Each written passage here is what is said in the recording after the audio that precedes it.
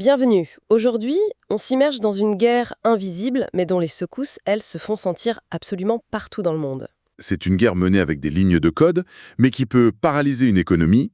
Ou mettre un hôpital hors service, même éteindre les lumières d'un pays. On va décortiquer ensemble les événements marquants de ces 2 dernières semaines en cybersécurité. Le but est de comprendre comment ce champ de bataille numérique est en train de redéfinir les rapports de force entre les nations et notre quotidien.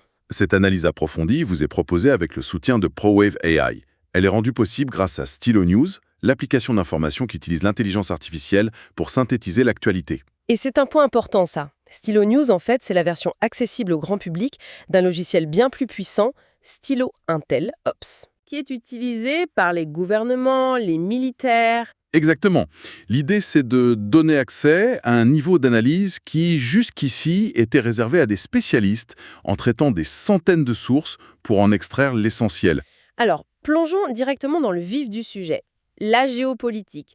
On a vraiment l'impression que le cyberespace n'est plus un domaine à part. Non, plus du tout. C'est devenu le prolongement des tensions mondiales par d'autres moyens. C'est exactement ça. Et on a un exemple très récent ? Oui, le cas de la Pologne fin décembre 2025 est une illustration parfaite. Les services de sécurité polonais ont annoncé avoir déjoué, in extremis, une cyberattaque russe massive. Et le but n'était pas de voler des données, si j'ai bien compris. Non, l'opération visait à paralyser l'infrastructure énergétique nationale. Attendez, une panne d'électricité à l'échelle d'un pays entier. Est-ce que c'est vraiment possible avec une simple attaque ou est-ce qu'on exagère un peu la menace ? C'est la grande question. Et la réponse est nuancée. Provoquer un blackout total et durable, c'est extrêmement complexe. Les réseaux sont redondants, ils sont compartimentés. D'accord. Mais ce qui est nouveau, et ce que visaient les attaquants ici, c'est qu'ils n'ont plus besoin de tout faire tomber. Il leur suffit de créer assez de chaos localisé. Des pannes en cascade ? Voilà, des surcharges, des pannes en cascade en plein hiver pendant les fêtes. Le but, c'est de semer la panique, de miner la confiance dans le gouvernement et d'envoyer un message politique très fort. Le tout sans tirer un seul coup de feu. Et face à ça, comment les pays réagissent ? On ne peut pas déployer des chars contre une ligne de code. Non. Et c'est bien pour ça que la riposte est aussi technologique. L'Allemagne, par exemple, qui se sent directement menacée, a fait une annonce assez spectaculaire. Le projet Cyberdome. Cyberdome, le nom fait penser à autre chose ? Ce n'est pas un hasard. Il est directement inspiré du dôme de fer israélien et d'ailleurs il sera développé en partenariat stratégique avec Israël. Le ministre allemand de l'Intérieur a utilisé des mots très forts parlant de la nécessité de se défendre contre la guerre hybride de Poutine. Un dôme de fer numérique. L'analogie est puissante, mais concrètement, ça voudrait dire qu'il pourrait intercepter des cyberattaques en temps réel, comme on intercepte des missiles ? C'est l'idée. Conceptuellement, il s'agirait d'un système centralisé qui utiliserait l'IA et qui serait capable de détecter des schémas d'attaque à très grande échelle sur les infrastructures critiques. Les centrales électriques, les réseaux d'eau. Tout à fait.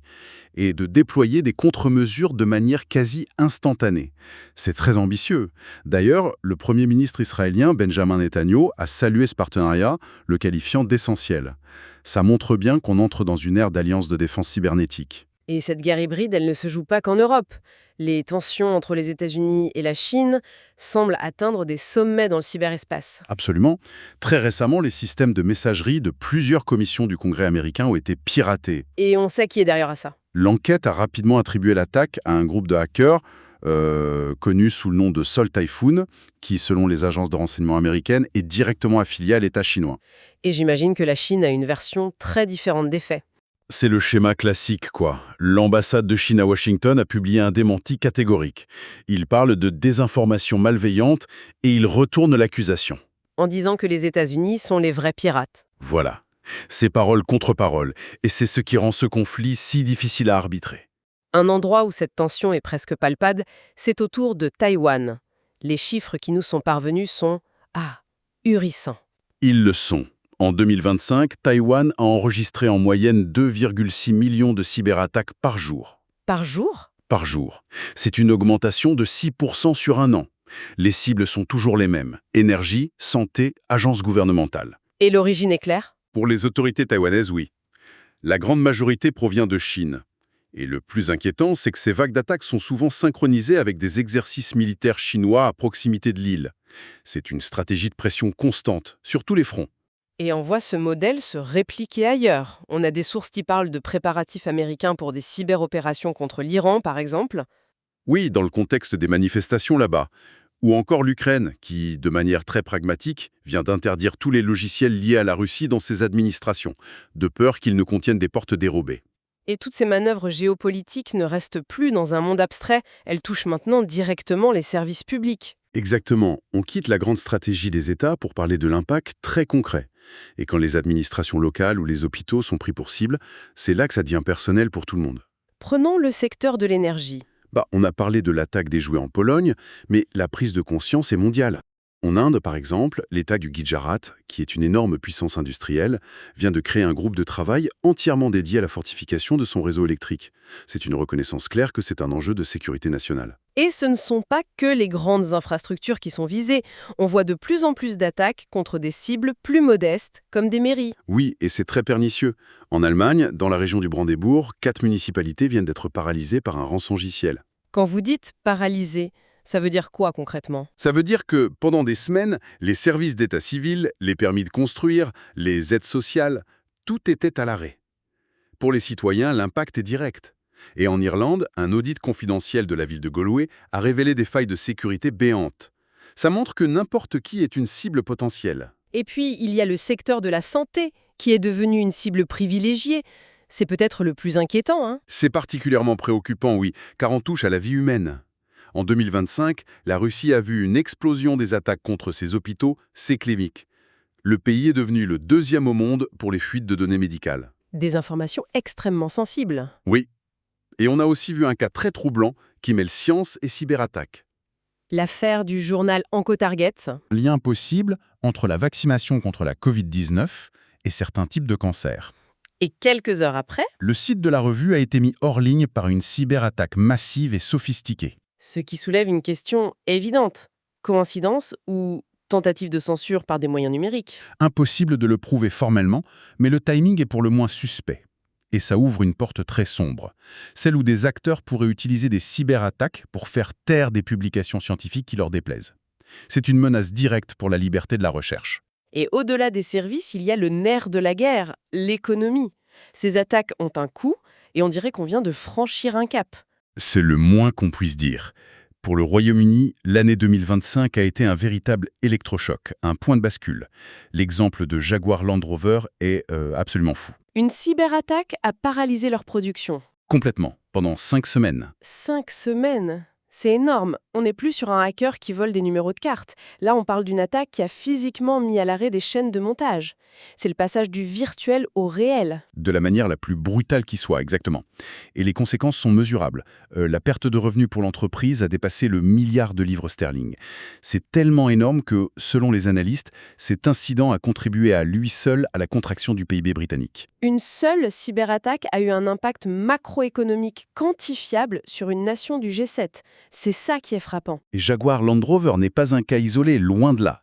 Toujours au Royaume-Uni, le géant Marks & Spencer a vu ses commandes en ligne bloquées pendant 6 semaines.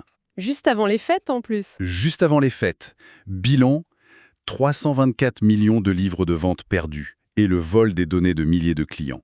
Harrods, Coop, tous ont été touchés. La situation est devenue si critique que le gouverneur de la Banque d'Angleterre lui-même a déclaré que les cyberattaques représentaient une menace majeure pour la stabilité financière du pays. On voit aussi que la complexité de nos économies mondialisées, de nos chaînes d'approvisionnement, les rendent plus fragiles. C'est le paradoxe, oui. L'efficacité et aussi la faiblesse. On l'a vu avec une attaque très sophistiquée contre un fournisseur chinois clé d'Apple. L'attaque ne visait pas Apple directement, mais un maillon de sa chaîne. Le risque, c'était de perturber la production mondiale d'iPhone. Face à cette hémorragie, est-ce que les régulateurs commencent à durcir le ton? Oui, la patience des autorités a des limites. En France, la CNIL, l'autorité de protection des données, vient de frapper un grand coup. Elle a infligé une amende de 42 millions d'euros à l'opérateur Free Mobile. 42 millions? C'est une somme.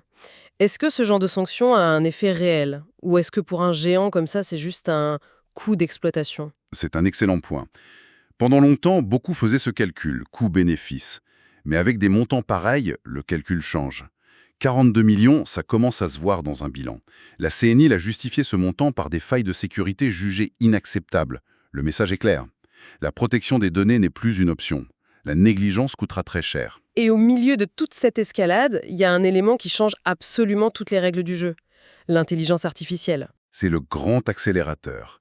L'IA est en train de devenir à la fois l'arme la plus puissante des attaquants et le bouclier le plus sophistiqué des défenseurs. Expliquez-nous comment l'IA est utilisée pour attaquer. Ça paraît tout droit sorti d'un film de science-fiction. Ce n'en est plus.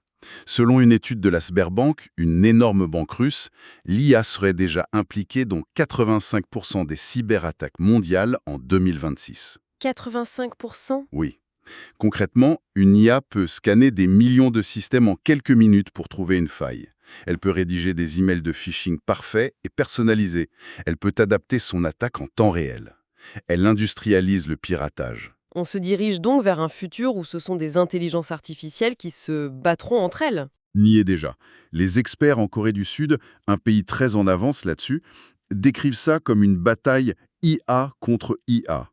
Imaginez des agents d'IA offensifs, autonomes, qui cherchent des failles, et des agents d'IA défensifs qui patrouillent pour les neutraliser. Le tout en quelques millisecondes. Sans aucune intervention humaine, voilà. C'est vertigineux. Et comment les stratégies de défense s'adaptent à cette nouvelle réalité, IA? Elles sont obligées d'intégrer l'IA elles aussi. Aux États-Unis, le NIST, qui fixe les normes technologiques, vient de publier un guide complet pour aider les organisations à intégrer l'IA dans leur cybersécurité. Ce n'est plus une option. Même les créateurs de ces IA semblent s'inquiéter. C'est un signe qui ne trompe pas. OpenAI, la société derrière ChatGPT, a publié une offre d'emploi pour un responsable de la préparation. La mission, je cite, c'est de défendre l'humanité contre les risques catastrophiques de l'IA. Quand les pionniers du domaine en arrivent là? Il faut prendre la menace au sérieux, oui. Et au niveau des entreprises, l'architecture même de la défense change. On parle de plus en plus de mailles de cybersécurité. C'est-à-dire? Pour faire simple, avant, on construisait une forteresse autour de son réseau. La maille, c'est différent. Au lieu d'un seul grand mur, on met une protection intelligente et individuelle sur chaque appareil, chaque application. C'est comme passer d'un mur d'enceinte à un essaim de garde du corps pour chaque donnée, le tout coordonné par une IA. Si on essaye de faire une synthèse, le tableau est assez intense. On a une escalade géopolitique, où le cyber est une arme, un impact économique qui menace des pays entiers, les services publics en première ligne. Et par-dessus tout ça, l'IA qui vient tout amplifier. C'est une excellente synthèse. La cyberguerre est sortie de sa niche technique pour devenir un enjeu central. La bonne nouvelle, c'est que les réponses s'organisent. Elles deviennent plus stratégiques, plus collaboratives. Alors, pour finir, quels sont les développements qu'il faudra surveiller de très près dans les mois qui viennent? Il y a 4 points majeurs. Premièrement, la mise en œuvre concrète du Cyberdome allemand. Est-ce que ce projet va vraiment voir le jour?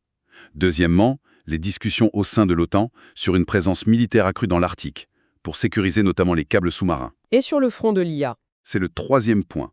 Il faut surveiller la finalisation des directives du NIST et surtout les premières tentatives de régulation de l'IA par les gouvernements. Et enfin, évidemment, le quatrième point, continuer à observer les points de tension qu'on a évoqués précisément.